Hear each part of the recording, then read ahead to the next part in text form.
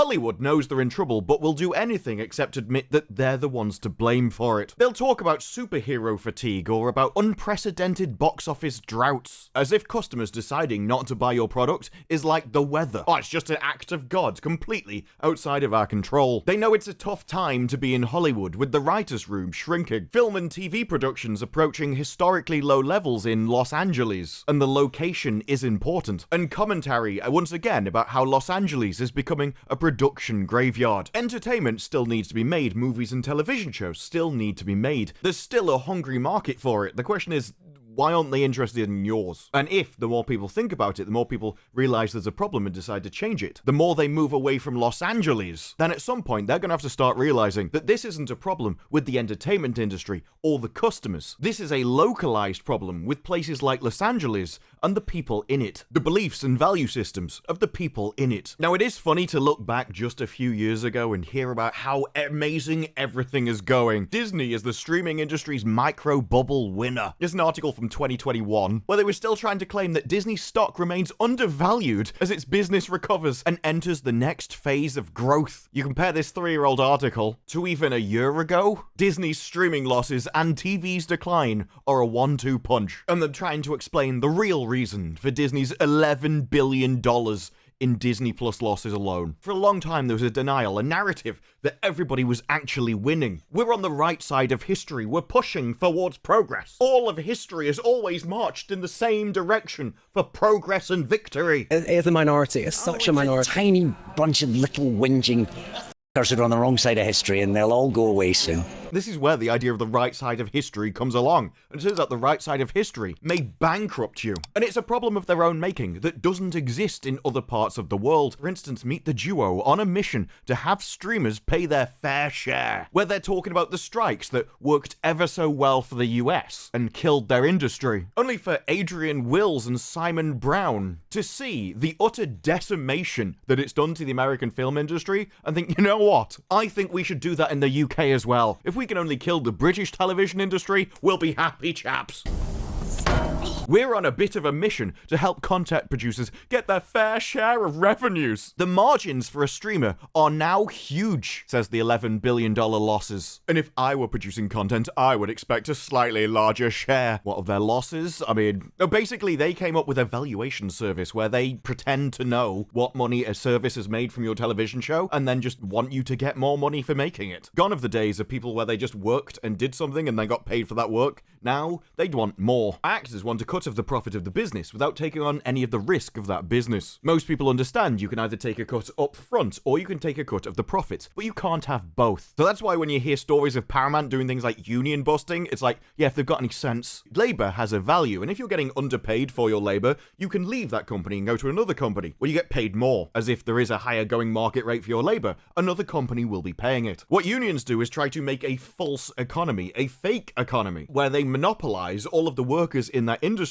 and then just stop. This doesn't increase the value of the labor. It's just falsely inflating the cost of the labor by monopolizing the market. But if you increase the cost of the labor, it doesn't increase the value. As such, the business is no longer viable, and they have to find some other way to strip you of something in order to pay you the increased wages you demanded. This can either come from stripping benefits or simply firing other people and making you do more work. Hollywood is in the firing other people part of that equation, and people in the UK seem to want to follow them down that path. Oh, we promise you more money, but you just won't have a job at the end of it. It's why there are many theories about how streaming destroyed entertainment. There's nothing unviable about streaming as a business model. The problem is that Hollywood hasn't adapted its business practices to the streaming model. You're not giving the audience what they want, you're spending too much, and you keep having all these people demanding money that they don't deserve. Hollywood has been so profitable for so long that it got bloated and fat. It became a luxury industry like many of the tech industries. That's how places like Twitter could have wine on tap. Day in my life as a Twitter employee. Started my morning off with an iced matcha from the perch, got ready for lunch. Look how delicious this food looks. Played some foosball with my friends, trying to get some more work done. Obviously, I had some red wine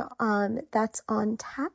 These weren't run as businesses, profitable, efficient industries with lean things of talented people. Had a couple more meetings in the afternoon, had a ton of projects that we needed to. They weren't run like private companies, but that's what they should be running at. If you could make 24 episodes of Stargate for a fraction of the price of a current thing, then that's what you should be making. Television went downhill when it started getting treated like movies rather than television, something that requires an entirely different skill set and far more talented people than movie industry has ever had. These are people who can't even keep an idea going for more than 90 minutes at a time, and now you're asking them to make 8 episodes of television, and we wonder why it's full of filler and boring. Thank you.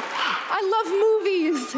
I love making them. And I am a fan of movies. And of course, the problem with all this is these are localized problems. These are Western ideals. Californian ideals. The idea that you shouldn't just work for a wage, but you should have a cut of the profit going on forever, with no risk or investment or money to lose in the business at all, is wild. And yet it's normalized in places like Hollywood. But entertainment can be made anywhere. Hollywood doesn't have the monopoly it always thought it did. And when you compete with the rest of the world, well, they do things differently. And there are an incredible number of great shows made by South Korea. And during the Hollywood strikes, yes, South Korea did try and take advantage of this by pushing for the same kind of contract with residual fees that you get in America. It didn't work. South Korean actors never got paid residuals. When they get a season 2 and they get paid more, that is their residuals. A-listers negotiate their own deals and treat foregone residuals as baked into their one-time payday. If we make something that's good quality and successful, we'll get to do it again. And because the first one was successful, we get paid more for the second one. It seems perfectly fair to me. That is your residuals right there. It's built into the business model. So when South Korea came to Netflix and started asking for the residuals just like their US counterparts got, well, that didn't go well. In fact, Netflix refused to meet with them. Straight up just ghosted them. In fact, their written statement was just that, well, you know, we follow all the laws and we're a streaming service, not a broadcaster, so we're not required to. And Netflix had agreed when they moved into the company, as a precondition even for a conversation about residuals, well, they successfully had to take off as a business there in the first place. Their issue now is the amount of power that Netflix has over the South Korean entertainment industry, and that it seems to be most of it. They even say the history of the South Korean industry can be divided into before Netflix and after Netflix. They brought in huge budgets as snapped up big name actors, writers, and directors. And while they're upset by things like Physical 100 that did really well, compared to how well it did, we sold it to peanuts. But the question always is, isn't that your fault? At the time, you could have negotiated a better contract. You could have had more risk at the end and gone, well, actually, we don't want any money, but we do want to be paid based on its success. You didn't do that, though. If anything, you'd think it'd be logical that if you want a cut of the profits of an industry, well, if your TV show loses money, you should also pay it. You don't get a cut of the upside if you don't take a cut of the downside risk too. And if you instituted that in Hollywood, you would find that entertainment suddenly improved a lot, forcing them to monetarily care about the audience. And they did actually decide to essentially get paid in exposure, which honestly, I don't think's the worst idea. You got paid for a show that you didn't know if it was going to be a success. Then you get to make a sequel and renegotiate the price. This is how most business is done. If anything, a lot of the problems with the entertainment industry seems to be it's not run like every other industry, and has been so massively successful that it's essentially been able to flout normal business practices which have been established since currency was invented. This is the show of legal paperwork. What you least expect that you're going to want to see is Thor going through a midlife crisis. Business isn't a new thing. It has rules. We know what they are. We know how economies work. And that's why places like South Korea have such opportunities for Hollywood. Because it even says here, the streamer's production budget's low by US standards, but large by Korean ones, have opened up a golden age of prestige television in the country, popularizing science fiction and other genres that previously had been too expensive and risky to put on network television. Hollywood became bloated, fat, and ideological. I feel like history is on a progressive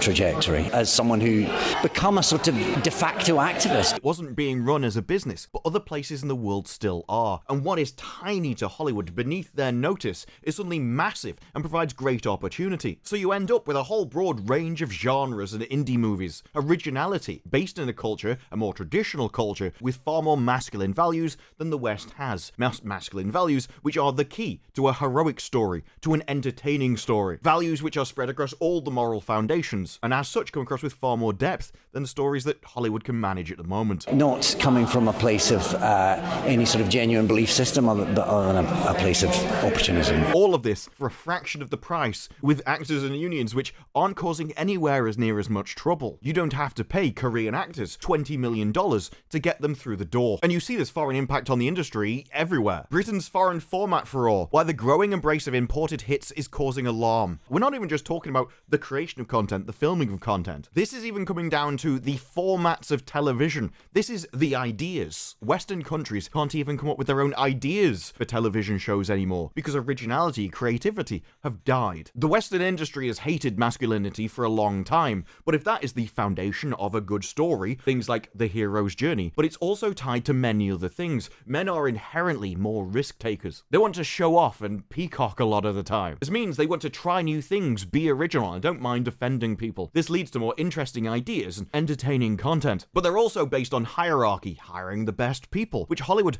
doesn't do anymore. Now everyone's got to look like London or California. They've eradicated masculinity from the office and instead replaced it with just a general bleh. Nothing specific or designed to cater to a specific target audience. Instead, everything has to be everything all of the time. When you're not hiring the best people, you're hiring worse people. And as such, creativity dies. If they despise their target market, how are they ever going to come up with television shows that can entertain them? You're pure evil. And you're just another man taking credit for a woman's work. Willow Ufgood here is terrified that one day he'll be discovered as the aging, talentless hack that he really is. At the end of the day, this is a story of representation, and it matters. But this is a specific ideological position, and that means it's localized within the countries that believe it. It hasn't taken hold anywhere near as much in foreign countries, and so foreign countries still have that originality that you just can't provide. And that means, of course, talent has to go somewhere, and that will go to Hollywood's direct competitors. YouTube's advertising revenue beats forecasts, rising 12%, and this is a direct competitor to Hollywood. In fact, everything is a direct competitor to Hollywood. If you're doing literally anything else on Earth, you're not in a cinema. Attention is what everyone's competing with. Hollywood and cinema were at their peak when they had nothing else to compete with. But now you have the internet, and the internet has everything. They've decided to codify failure into their businesses. At the same time, they needed to increase the quality of their work. And the issue is, Hollywood thinks they're increasing the quality of their work. And it's this. Now, I do like that Daniel Craig is finally making a movie which really symbolizes how I saw him as James Bond all of this time. I think this is the perfect movie for Daniel Craig, and I'm really glad he's finally found himself. I only wish that Daniel Craig had been making these movies for many decades and had left James Bond alone. I hope that in 20 years' time, we're talking about these culture wars as something of the past. I believe we will. The issue is, though, if Hollywood needs to make more masculine content in order to appeal to the actual audience, and with it being the definition of how you make a good story in the first place, I kind of think Hollywood got the wrong end of the stick when you're like, well, you need to make more masculine content. Now, of course, there's nothing wrong with niche movies for a niche audience with niche budgets. This has always happened. The problem comes when this becomes the main idea of what Hollywood is, when this gets put into everything. Obviously, ideas that appeal to niche people should remain in niche movies, whereas the ideals of the majority should be put in movies intended for the majority. But as we come back to Los Angeles film and TV productions approaching historically low levels, you find out that this is physically impossible in the very place they want them to film, because they are filming in an international space, and other places around the world will give them things like tax breaks. It makes your movie cheaper, which means more profit, or at least easier to profit. Hollywood is finally realizing it's competing against other places in the world, and yet because of their ideology, they have no idea how to be competitive in a place of adults. You see, the governor seeks to double film and television incentives to $750 million a year. And while there have been articles about, oh yeah, you may be doubling the tax credits, but that just isn't enough, they talk about how places like Supergirl and the Kelly Clarkson Show initially filmed in California, but then moved because of lucrative tax credits in other regions. There is far more to the credits than that. The ever-decreasing amount of productions filmed there is down to far more than just a simple tax credit. All of the people were angry. Those people, Very people that we awakening need them. to educate, love into awareness. Love them in the right direction. And if Hollywood really does want to turn itself around and start making quality content, they have no choice except to film outside Hollywood. You see, California actually tied their tax credits to new diversity requirements, which are built into the law itself, and actively aims to punish projects that don't hit the diversity goals. If your production, both in front of the camera, story-wise, and behind the camera, if that doesn't look exactly how we want it to in California, we're not going to give you the tax breaks. Your movie is going to cost 30% more, and so you only have two choices. You can either do what they tell you, or leave. People are deciding to leave, and it's actually even worse than it appears on the face of it, because to actually get the credit, you have to submit a work plan, which commits you to hiring a crew that is broadly reflective of the state's demographics. This means everything, everywhere, needs to look like California. You want to film a show about the Vikings? Tough, it's got to look like California. England? California. North Korea? California. No originality, no creativity is possible, because everything has to look the same, feel the same, because we're on the right side of history, and this is the perfect place. I feel like history is on a progressive trajectory. You can't have creativity when you're stuck in a straitjacket of ideas, but that is exactly what Hollywood has done to itself. The ideology which is embraced has one idea. They think they've realized the correct thing to be, and it just so happens to be the opposite of everything everyone's ever believed before. Under their ideas, you would just end up with the Marvels forever. Yeah, that Mandalorian and Grogu movie, that's going to be a banger, isn't it? Now, the issue is, as Hollywood has embraced the ideology, which is essentially revolutionary at its core, it rejects masculine ideals in replacement of feminine ones. I'm not about to let a man take credit for a woman's work.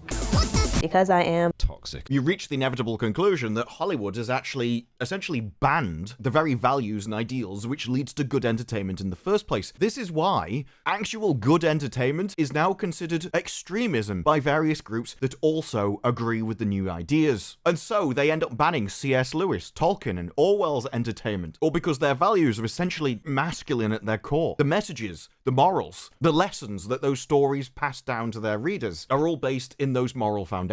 And so you compare something like Lord of the Rings, with values about the need to fight evil, perseverance in the face of overwhelming odds, that there's something in this world worth fighting for, places and ideas which are worth defending against the oncoming violent orc horde, the onslaught of evil at the gates. You take Lord of the Rings and you compare that to what Hollywood is doing at the moment, the values which Hollywood has embraced at the moment, and Lord of the Rings ends up fighting off against Joker 2 and Quentin Tarantino. There's somebody which absolutely loves Joker 2. Why? Because it says F you to comic book fans. Specifically, because it despises the audience. He really, really liked it. Really, said Tarantino. A lot. Like, tremendously. I got really caught up on it. Really liked the musical sequences. I thought it was really funny, despite the fact he saw it at an almost empty theater. The Joker directed the movie. The entire concept. Spending the money. Then his big surprise, the Jack in the Box. When he offers you his handshake, you get a buzzer with 10,000 volts. This is the comic book geeks. He's saying F you to all of them. F you to the movie audience. F you to Hollywood. F you to anybody who owns any stock in DC and Warner Brothers. He is the Joker. He's burning it all down. The people in Hollywood don't like entertainment because it's entertaining anymore. It's not about the money because it's not their money they're spending. It's about sending a message. And the message they want to send is I'm better than you and I hate you and you deserve it. That's what they get their rocks off to. That's why they can never understand that the fans are always correct. They're the ones that give you the money, and so they're the ones that you need to please. Instead, it's all toxic fandoms. We've got to battle the fans. They consider themselves fighting a war against them. This is a rampage of hyper-conservative bigotry and vitriol, prejudice, hatred, hateful language. But what they really mean is male. It's the masculine values which they're fighting against, which they've banned from Hollywood, which means they literally eradicated from their entertainment industry the foundation of good entertainment. This is why I don't believe they can turn it around without actually removing all of the people of the new morality. It simply doesn't work. If you're not pro-male, you can't make entertainment for them.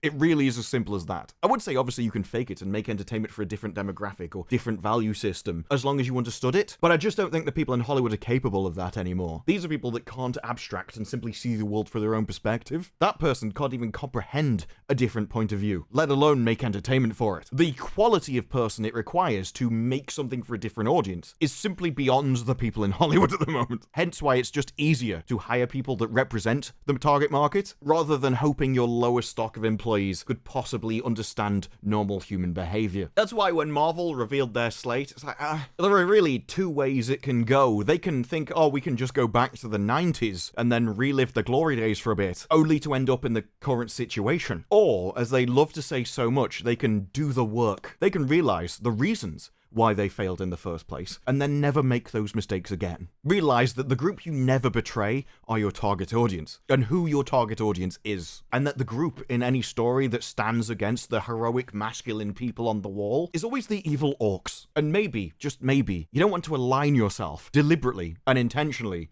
with the evil orcs that want to wipe out masculine values from the world. The good values of the world. The same value system that built the world. And the people that suggest otherwise are so actively destructive to your industry, the mere suggestion of it, the hint that this could be possibly something they would believe, would be enough to put a black stain on them across the entire industry and make them unhireable. Because in the entertainment industry, the worst belief that you could have is the one that your customers in entertainment should have no more comfort. That your target demographic is somehow inherently born wrong, and that the only way they could ever redeem themselves is to become more like you. Because quite frankly, Hollywood, none of you are that impressive. At least the ones that remain in the industry. As just like the world, you decided to replace the people and ideas that built you in the first place. But those are just my thoughts. What are yours? Let me know down in the comments below. Like the video if you like the video. Subscribe, more videos like this in the future, and I will see you in the next one.